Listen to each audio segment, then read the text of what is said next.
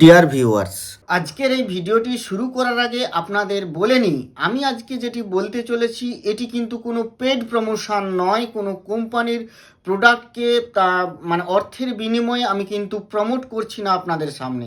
এটা একান্তই আমার ব্যক্তিগত, আমার সব থেকে ভালো লাগার, যেটা আমার মানে খুব মনে হয়েছে, যেটা আপনাদের সকলেরই কাজে লাগবে।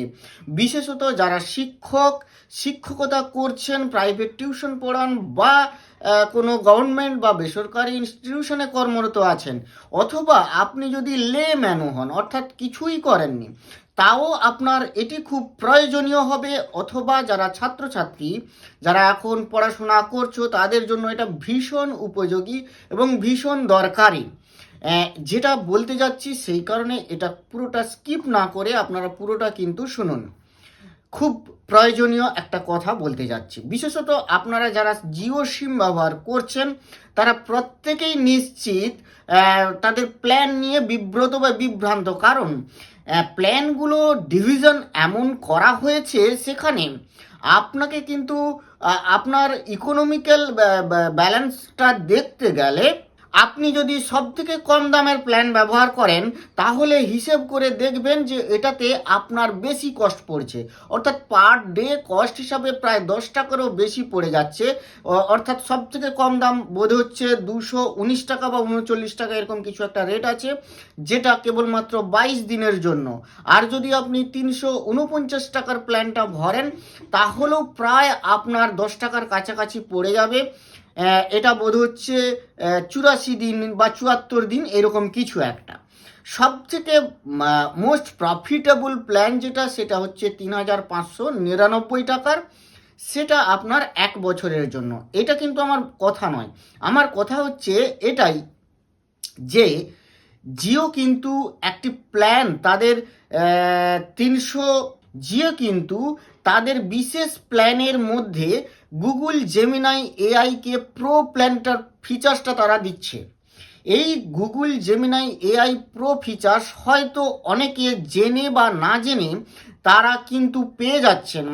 মানে যারা মিনিমাম 349 টাকার প্ল্যানটা ভরছেন, মিনিমাম 349 টাকা, মানে 2 GB পার ডের উপরের যে প্ল্যানগুলো আছে, সেগুলোতেই তারা কিন্তু এই গুগল জেমিনাই এআই প্রো পাচ্ছেন। কিন্তু তিনি এর ইউজই করছেন না, এবং তিনি এর যে সবথেকে মারাত্মক ইন্টারেস্টিং ফিচারগুলো আছে, সেটা কিন্তু তারা সর্বাত্মক ব্যবহারটা করতে পারছেন না বা করেননি।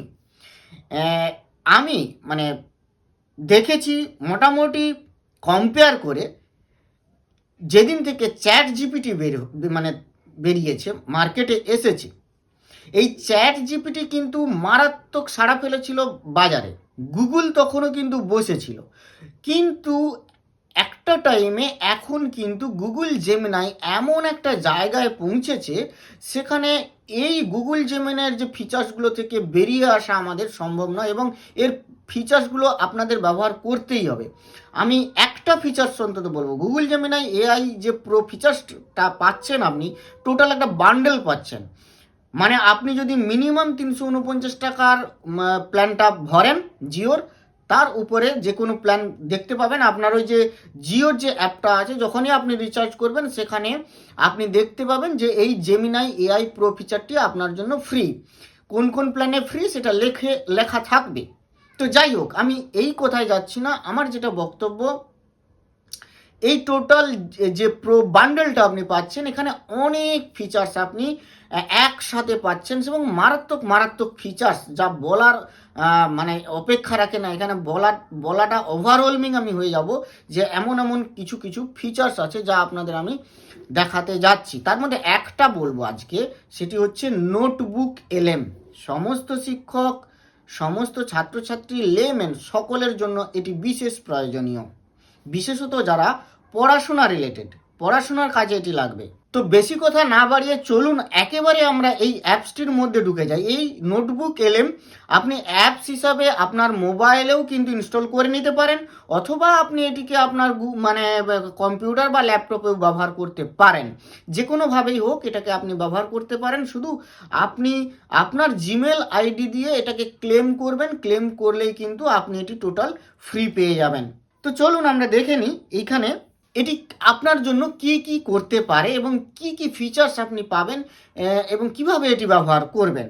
তো নোটবুক এলএম এর যে ইন্টারফেসটি ফার্স্ট আপনি যখন খুলবেন দেখতে এই রকম হবে। সেখানে আমি প্রথম থেকেই একটি সোর্সকে আপলোড করে রেখেছি। বস্তুত বলে নিই, এই নোটবুক এলএম অ্যাপসটি অন্যান্য যত এআই টুল আছে তাদের থেকে সম্পূর্ণ ভিন্ন। কীরকম না, এখানে আপনি যে ডেটা দেবেন এই এআইকে, সেই ডেটার উপর ভিত্তি করে এআই আপনাকে আপনার জন্য বিশেষ কিছু আপনার চাহিদা অনুযায়ী তা তৈরি করে দেবে। কি কি তৈরি করতে পারে? আপনার জন্য একটা অডিও কনভারসেশন তৈরি করবে, যা আপনার আপলোড করা যে টোটাল বই বা কন্টেন্ট তার সারাংশটা আপনাকে একেবারে জিস্ট হিসাবে বলে দিতে পারে। শুধু সারাংশ নয়, আমি আস্তে আস্তে এই অ্যাপসটার মধ্য দিয়ে যাচ্ছি, আপনারা দেখতে থাকুন কি কি আপনারা পেতে পারেন এবং আপনারাও নিজেরাই যখন ট্রাই করবেন তখন আপনারা কিন্তু আমি যেটা বলবো তার থেকে অনেক বেশি কিছু আরও হয়তো আবিষ্কার করে ফেলতে পারেন। তো আমি এখানে একটা মানে বইয়ের কিছু স্ক্যান্ড অংশ, চাঁদের পাহাড় আপনারা সবাই জানেন, সেই অংশটাকে আমি এখানে আপলোড করেছি। যাই হোক, এই আপলোডটা কেমন করতে হবে দেখাবো, আর কি কি পাবেন সেটাও দেখাবো।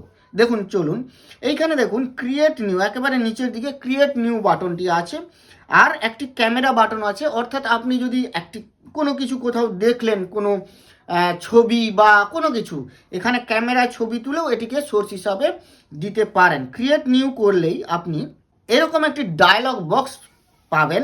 এই ডায়লগ বক্সে দেখুন আপনি কি কি সোর্স হিসাবে দেবেন। সোর্স বলতে আপনি যে তথ্যের উপর, মানে আপনি ধরুন কিছু তো একটা বইয়ের কোনো একটা চ্যাপ্টার দিলেন, তো চ্যাপ্টার থেকে আপনি হয়তো 80 মার্কসের 80 মার্কসের একটা কোশ্চেন পেপার তৈরি করতে চাইছেন। ওকে, তাহলে আপনি সেই চ্যাপ্টারটিকে এখানে আপলোড করুন। ক্লিয়ার? এবার আপনি ধরুন একটা চ্যাপ্টার আপনি এখানে ফিড করালেন, সোর্স হিসাবে এখানে নোটবুক এলএমে আপলোড করলেন, দিয়ে আপনি বললেন যে এটার উপরে আমাকে একটা 10 মিনিটের কি 15 মিনিটের একটা ভিডিও তৈরি করে দেন, আপনাকে করে দেবে। আপনি ধরুন কোনো গল্প দিলেন, আপনার গল্পটি পড়ার সময় নেই, আপনি কি করলেন, এখানে দিয়ে দেন, দিয়ে বলুন যে আমাকে এই গল্পটাতে আসলে কি বলেছে আমাকে একটু জানিয়ে দিন, তো আপনাকে এটা জানিয়ে দেবে। এবং সবথেকে বড় ব্যাপার হলো এখানে আপনাকে মানে বাংলাতেই বলবে, আপনার ভাষায়। বাংলা, হিন্দি, তেলেগু, মানে ভারতীয় যে অন্যান্য ভাষাগুলি আছে সব ভাষাতেই এটি কিন্তু অ্যাভেলেবল। খুব মারাত্মক ইন্টারেস্টিং একটা ব্যাপার। তো আমি সেই পদ্ধতিগুলো দেখিয়ে দিচ্ছি।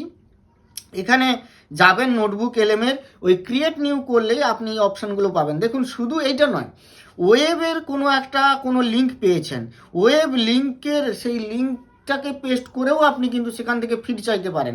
ধরুন একটা ওয়েবসাইট আপনি দেখেছেন, সেই ওয়েবসাইট দেখে আপনার মনে হয়েছে যে এই ওয়েবসাইটে কী আছে আমার পড়ার সময় নেই, তো আপনি কি করলেন, ওর লিঙ্কটাকে কপি করুন, লিঙ্ককে কপি করে এখানে পেস্ট করে দিয়ে আপনি এখানে আপলোড করে দেন। এখানে এছাড়াও যদি আপনি চান যে না পিডিএফ বই হিসাবে দেবো, তাহলে পিডিএফ দেন, বা আপনার কোনো কনভারসেশন আপনি কিছু বলেছেন সেটাকে অডিও করেছেন, সেই অডিওটাকে দেন, বা অন্য কেউ কিছু বলেছে সেই অডিওটাকে আপলোড করতে পারেন, ইমেজ করতে পারেন, ওয়েবসাইট করতে পারেন। কোনো ইউটিউবে কোনো টিচার পড়িয়েছেন কিন্তু আপনি বুঝতে পারেননি, তাকে আবার আরও কোশ্চেন করতে চাইছেন, সেরকম কিছু আরও কোশ্চেন, তখন আপনি সেই ইউটিউবের লিঙ্কটাকেও এখানে দিয়ে দিতে পারেন।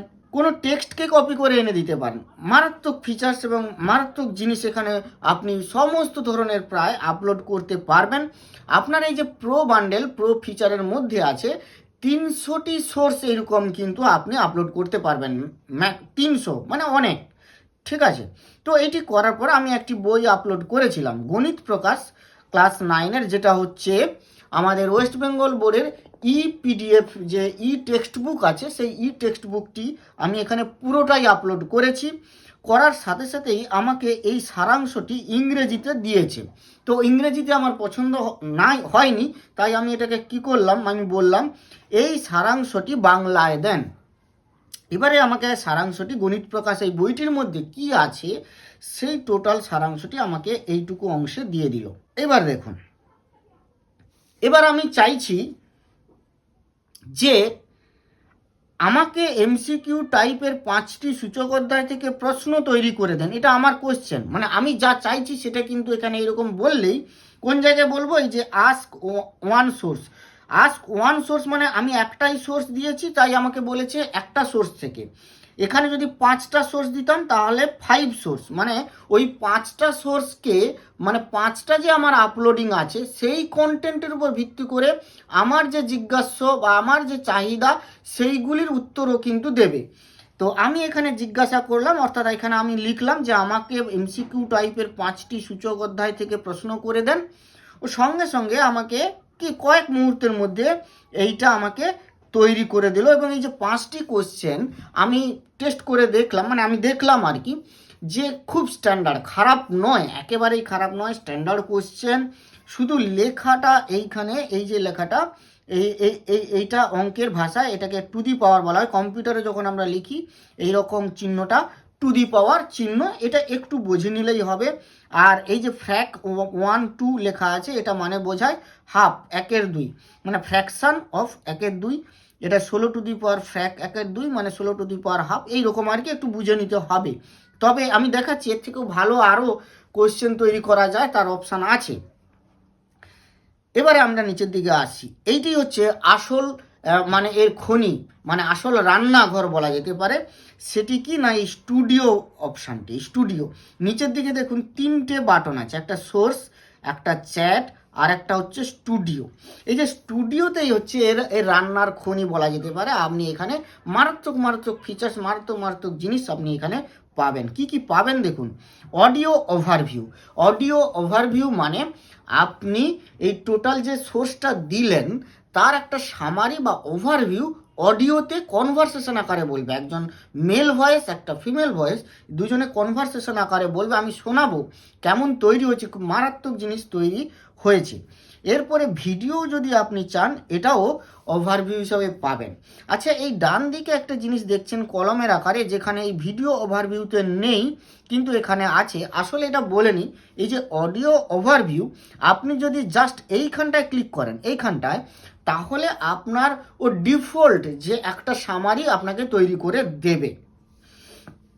যদি আপনি এই পেনে ক্লিক করেন তাহলে আপনি কিছু সেটিংস নিজে থেকে চেঞ্জ করতে পারেন এবং কিছু গাইডলাইন্স দিতে পারেন যে আমাকে এই ব্যাপারটা বলুন। যেমন আমি ধরুন গণিতেই প্রকাশ ক্লাস 9-এর যে চ্যাপ্টারটি আমি বইটি আপলোড করেছি, টোটাল বই, আমি মনে করুন যে সূচকের চ্যাপ্টারটি থেকে আমার একটা অডিও ওভারভিউ চাইছি। তো সূচকের চ্যাপ্টারটি থেকে যদি অডিও ওভারভিউ চাই তাহলে আমি এই যে কলম বাটনটি আছে এখানে ক্লিক করে আমি এই গাইডলাইনটা তাকে জানিয়ে দেব যে আমি সূচক থেকেই চাইছি।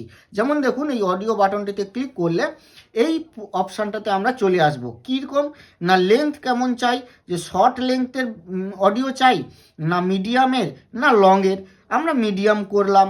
সোর্স কোন কোন সোর্স চাই, আমি তো 5টা 6টা 10টা এরকম অনেক সোর্স দিতে পারি। তো আমি সোর্স, এখানে আমার যেহেতু একটাই সোর্স তাহলে এই জন্য 1 দেখাচ্ছে। এখানে যদি 5টা হতো তাহলে 5 দেখাতো। আর যদি আমি ওই সোর্সের মধ্যে ধরুন 5টা আমার কোনো কন্টেন্ট আছে, আপলোডেড কন্টেন্ট আছে, তার মধ্যে কোনো 2টো কন্টেন্ট থেকে আমি এই জিনিসটা চাইছি, তখন আমি এখানে ক্লিক করব। ক্লিক করে সেই কন্টেন্টগুলোকে আমি চুজ করব, এখানে অপশান আসবে। তো যাই হোক, এরপরে আমি এখানে প্রম্পট দেব।